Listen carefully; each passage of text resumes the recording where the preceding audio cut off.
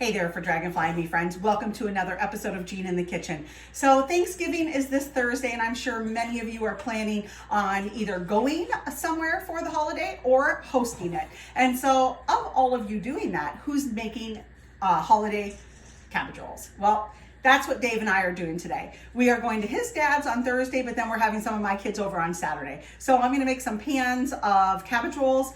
And if you are a regular follower of mine and you follow me on my blog, you will know that I have done a whole blog on how to make them for the ingredients and everything else. And in the description here below, I'm going to give you the link to that so you can see an actual step-by-step. But today what I want to do is just do a quick tutorial for here at YouTube on how to properly roll a cabbage roll. So for those of you who are first timers here, I'm Jean Roman and welcome to For Dragonflies and Me. So I talk all about gardening and cooking and I do organizational tips and tricks. I host podcasts with incredible people. But today, like I said, I'm going to show you how to easily create your own cabbage rolls and impress all of those people, all your guests coming over. So again, if you find value in this video, please be sure to smash that like button and smash the subscribe button. So let's get in here. So Dave and I have already cooked down all the cabbages. These were kind of small heads. And so we have several nice leaves.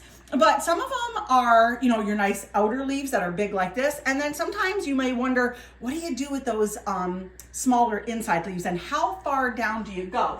So I want to kind of show you, these are what is left. And these cabbages weren't that big, but this is where I kind of stop using the leaves because they're just kind of small. Not to say you can't use this for other things. You can definitely shred it and then make a cabbage roll casserole, which again, you can see at my blog at www.fordragonfliesandme.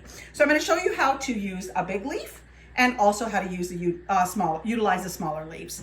So first thing is you want to cut out this rib section because it is very hard. So there you go. You're going to just follow that line, kind of like what you do with Swiss chard.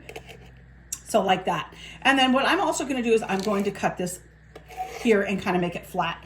And then I save all that and I'm going to tuck it in. So I have my rice, tomato juice, and onions already all blended. And I'm going to take about a nice big serving spoon, tuck it in there like that, and then fold in, and roll. And then I'm going to move it into my pan where you can see I already have tomato juice on the bottom. Once this is filled, I'm going to top it with tomato juice because that's going to help all the rice cook inside. This is raw rice and raw ground beef and pork mixed. You can use ground chicken, you can use ground pork, ground beef, or a mixture of all. So here's a larger leaf, and I'm going to again cut down that rib right there. Toss that over there. And I'm going to cut a little bit of this, a little bit of that. So this is going to be, sometimes you see the ones that are long and skinny. This could be a long and skinny one. I don't always do that because they don't always fit in there. So again, I'm going to tuck and roll, pressing using my fingers, turn in there, and roll it. And then I am going to cut off this excess piece and that excess piece and put it in there. So I'm going to have two more to fill this up. So friends, as always, I thank you again for joining me here. This is a quick tutorial on how to roll cabbage rolls effectively and quickly. So friends, like I always say, thank you for joining me here. Be sure to smash that like button, smash that subscribe button, and even better, leave me a comment. Tell me what you put inside of your cabbage rolls.